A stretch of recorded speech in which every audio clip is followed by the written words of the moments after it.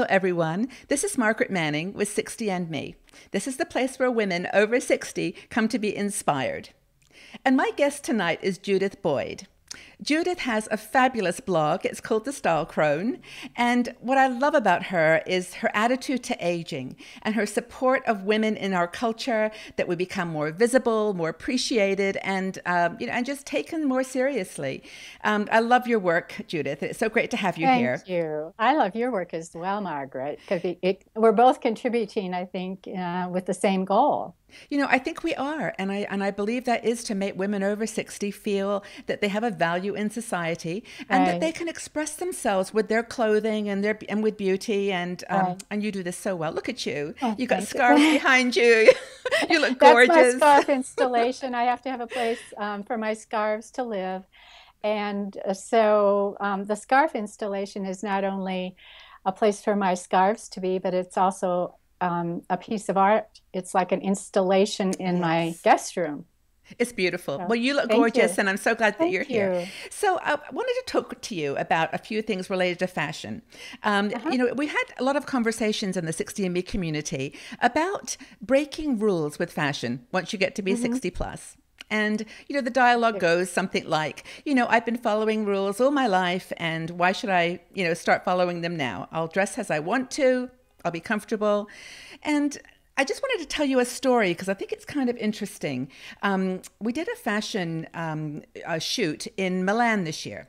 And Hmm. we talked to a wonderful a woman who is an image consultant. And we did a series of videos. And one of our community members said, I watched this video and I don't agree with Melanie. I don't think that women over 60 have to follow any rules.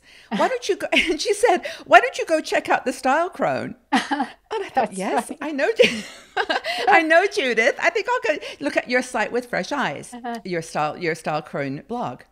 And I looked at you and I realized you are so expressive with your scarves, your accessories, but at the Hmm. heart of what you do is very classical. And that maps to what Melanie was saying about tailoring and good fit and so on. Could you talk a bit about that? I know you have got a point of view on it. Well, I do think it's okay to break the rules. And what you said just made me think about, I'm learning more and more about how to use my iPhone camera, and I've been taking some online classes. And Hmm. one of the things that they say is that sometimes it's important to know the rules and then break them. Um, I really haven't been a student of the rules. I worked in mental health most of my life, and I didn't work in the area of fashion, except that I had a hat shop, and that helped me break the rules.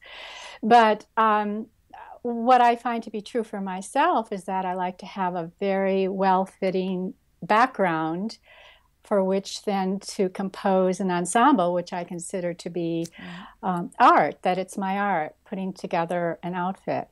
And so perhaps you could say that the background that I wear is classic because um, then I can embellish with whatever I find in my closet or on my scarf installation or in my hat room or I'm a collector, so I have all kinds of collections in every area of what to wear. I totally agree with you, and I think that breaking rules is wonderful if you know who you are and you know kind of Mhm. how things work together. But give me, in your opinion, some like maybe five things that a woman could do to bring out her personality. I mean, like for example, you've mentioned one already, scarves.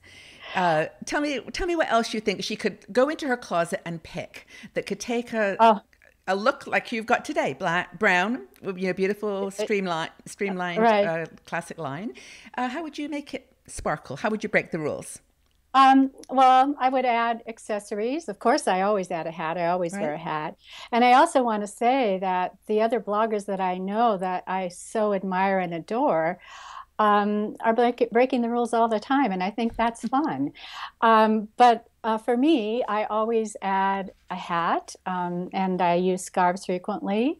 I have all kinds of vintage clothing that I have collected over the years, and I use them to embellish what I am wearing. And you said five Well, things. jewelry. Of course, jewelry, always jewelry, and shoes and boots. You have So, great shoes and boots. Yeah. thank you. I have an area where I store my shoes. So I've got everything in categories these days. So that helps me choose. But I think just thinking about, usually I start with the hat and then I work my way down. I go to my closets, I go to where I store my jewelry, and I just add, and it's fun. It's a way of it's a way of expressing myself, Yeah. and I don't think it has to be so serious. I think Yeah. that it's most important that we have fun, and I think if someone wants to break the rules and any way they want to, I feel very supportive of it because I think that it's important that we support each other during this era, that it's so easy to, I think anytime that I feel judgment, I need to look at myself and see, well, is that something about myself that I'm judging Yes. myself for, Yes. that I see in another person? So I think support is so important in the 60 and Me Do you community. know, that is a really, really powerful statement. And it really does map so much to who you are as a woman. As I said at the beginning, your passion is to help women to find themselves and to accept who they are. And I think the rules are actually self-constructed sometimes, though, that we think there are Right, rules. Do you agree right. with that? That That society maybe I doesn't have the agree. same.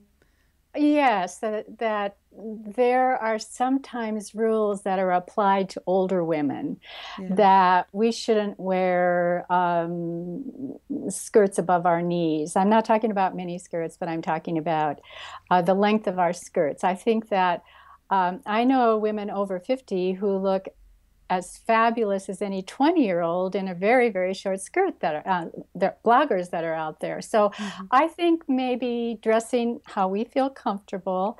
For myself, I always like to learn about new ways to put together an ensemble, and I find that in the blogging community. And so I don't. I kind of need to be taken back to where our original question here. Yes. We were talking about judgment and Yeah. supporting one another. So I get excited when I see something different that maybe I wouldn't have considered at my age. I'm 71 now, and I think there's so much to learn about what to wear tomorrow. Yeah.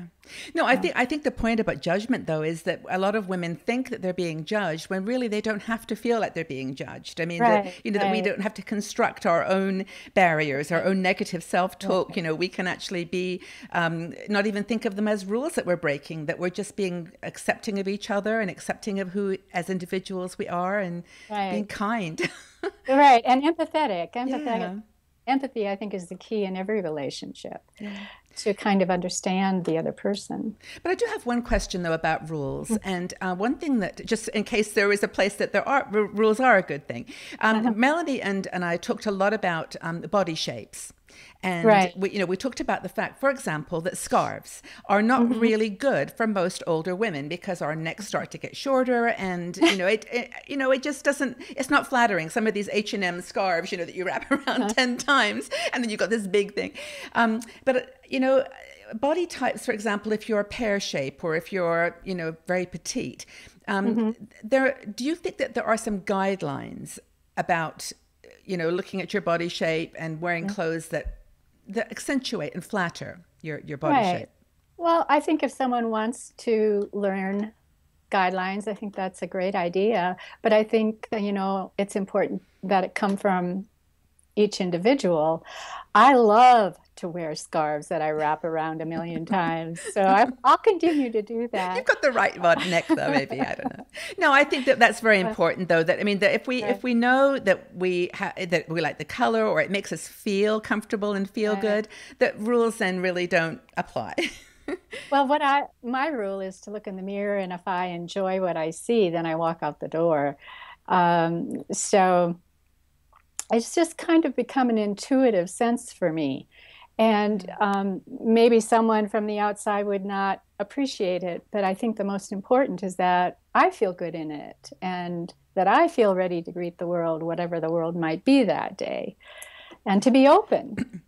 Yeah, and there's this person inside of you that is the younger, timeless soul, the person that you are, that comes out when those clothes are being worn, those colors are being worn, and whether they look traditionally, beautiful or attractive or whatever. They are you. They Right. represent you. Right. I think it's an expression of my inner self. And I see that wherever I go, that I Yeah. love to see women expressing themselves and men as well. So, But I love breaking especially as the they get older. Pardon? well, let's break the rules together. Okay, I that think sounds we should good. do that. And I think, but basically, as you said, though, you've got a classic palette, or maybe Uh-huh. that very beautiful, elegant palette that you then accentuate with those things that you think look gorgeous and feel Mhm. perfect on you. And maybe that's the advice that we give people today. Well, the whole world is a runway. We might as well use it. I love that. Judith, you are beautiful, and that's great advice for break the rules, ladies. And I think we found maybe a happy medium. But thanks again for being here. It was really great to chat with you. Thank you so much. Thanks, Judith.